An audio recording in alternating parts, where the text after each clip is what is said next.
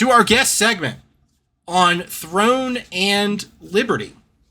This is a next generation AAA MMORPG considered a play for all, going to release second half of 2023. We don't have a defined date as of yet, but it's a highly anticipated title. Living world, includes dungeon features, and the weather conditions are a factor. They are something to distinguish in the game, and the surrounding environment is, so you're going to be engulfed in an awesome world, weather and surrounding environment. There's an immersive narrative where past, present, and future are connected that play on time. I'm really liking this with the MMO RPGs. There's a free class system. Player roles are decided by choices. I love those games where choices impact the way that your character develops. There is PvP, allowing players to decide whether they want to engage or not in, the way I understand it, is certain areas, and this may be similar. When I read about this, it made me think of the Plains of Hatred, in Diablo 4, these designated zones for PvP, but I'm not sure exactly if it's going to work the same. This takes place in a fantasy world. Players can traverse skies and explore depths of the sea, tipping ongoing battles and wars, fight and build out character in online MMO format. And there's also a beta that is going to happen here. The beta starts from May 24th to May 30th. And registration is opened via the official website from May 2nd to May 14th. The link is in the description if you are interested in this beta. Jay, let me turn it over to you. I can't wait. I hope it is going to be everything I think it's going to be. I mean, I'm trying to hold my expectations to a certain level, but my brother and I, we're first-person shooter gamers, right? We had a buddy who's big into MMOs or RPGs, and he got us into Black Desert. And again, I started that on console, and that was my first real MMORPG, and I fell in love with it. I mean, it was probably one of my favorite games, like borderline getting a divorce. I mean, because I played on that game so much that my wife was probably thinking, "Oh my God, he's got to get off there sooner or later," right? The gameplay, the world, everything reminds me so much of Black Desert that I can't wait. It's just a new story, right?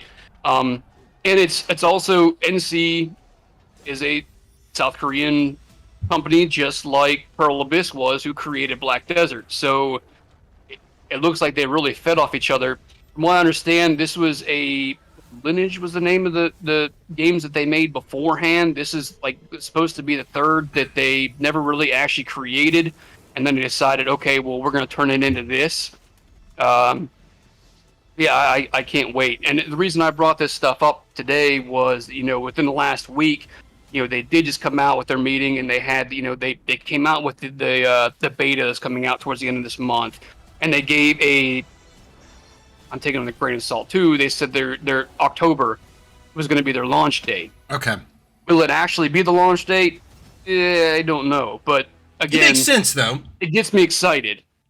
Towards the end of the year, games releasing towards the end of the year. That's common. This game has been in development for a long time, though. I think they've kind of given hints before that this game was going to launch here, and there, and it never did. And now they finally have tag teamed with Amazon to do their worldwide or their global launch. And really, not a huge fan of Amazon servers and stuff like that, but Amazon will get it launched if NC's ready for it. Kumar, how do you feel about Amazon servers? I love them. Are they better than the Bungie ones? Oh yeah. Bungie is Amazon. Bungie does use Amazon, do they not? Or did they switch over? Did they switch over since they were pretty much bought out by PlayStation? We'll have to look in the comments for that. I don't have those details here. Yeah, I thought for sure that that Bungie is they were using Amazon servers, but they just weren't paying enough for the service to. That's why again vaulting and sunsetting and everything else. Very true. So you think about a game like this. If you people that are watching your channel that know Black Desert, they know the amount of things that you can do, and the everyday life things that you can do in an MMORPG. That if Destiny would leave everything in like a game like this would, they could do a lot better. So are we jumping into this or what? Are we signing up for this beta? Yeah, absolutely. Okay. We're going to go and sign up for it. Yep. And experience this. And it's some kind of lottery too. I mean, there's no guarantee, and South Korea is giving preference to it. So I mean, that was the other article that I read. They're saying that there's going to be an open beta towards the end of this month, but they're not even sure how much of a global open beta this is going to be. Mm-hmm. Some of the people that I'm following that are actually really psyched about this game, they're traveling to South Korea just to get into the beta. Wow. So, I mean, it's. I don't know if any of us are going to get lucky enough to try it. Well, will we be asked to fly out there? That's the other question. Yeah, that'd be the other thing. I'd be surprised. I'd say, Jay, this is all you. You somehow got us recruited to do this. As long as your channel's paying for the plane ticket, I'm down.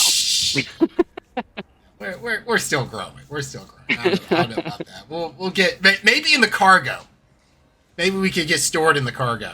I don't know, man. First person, first view of a brand new MMORPG might launch his channel. Well, we definitely will get some gameplay on the channel for this as we look to do for game releases. We try to tackle all of them, get a first impressions up and running. Special guest segment on Throne and Liberty. Absolutely want to entertainment. Another one that is to dive deeper into this game when it launches later.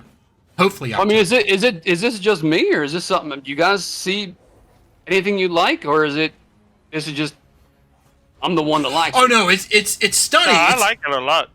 We are in this. I'm at least seeing a pattern, maybe for lack of a better word here. We just talked about Chrono Odyssey. We're talking about Throne and Liberty. Diablo 4, the server slam is this upcoming weekend, and that's going to release early release June 2nd, official release June 6th. So in the news, in the media, we're hearing about MMORPGs. Now, for those Diablo fans, I understand there is a division between is Diablo 4 an MMORPG. So let me not incite that. Let me just say in games with characteristics of an MMORPG, we're seeing a theme. These are three of the major titles here. Well, we need them too, because I mean, Black Desert really was the last great MMORPG that came out. And when did it launch? Like 2013 or 2014? I don't have that. It's been a hot minute. So I mean, there hasn't been a lot out there. Yeah. So we may see it, and depending on Chrono Odyssey, if we will see that 2024 or 2025. If we get another state of play, maybe they will do the last one, Final Fantasy 16, excuse me, which I'm excited. I'm confused. The last Final Fantasy game, we covered it, Kumar. No. I think it's 16. Final Fantasy 16. It's the one coming out. So there are at least 15 of them. Yeah, there are at least 15. Yeah, we covered that. We're going to cover that. We try to cover everything. That's what we're going for.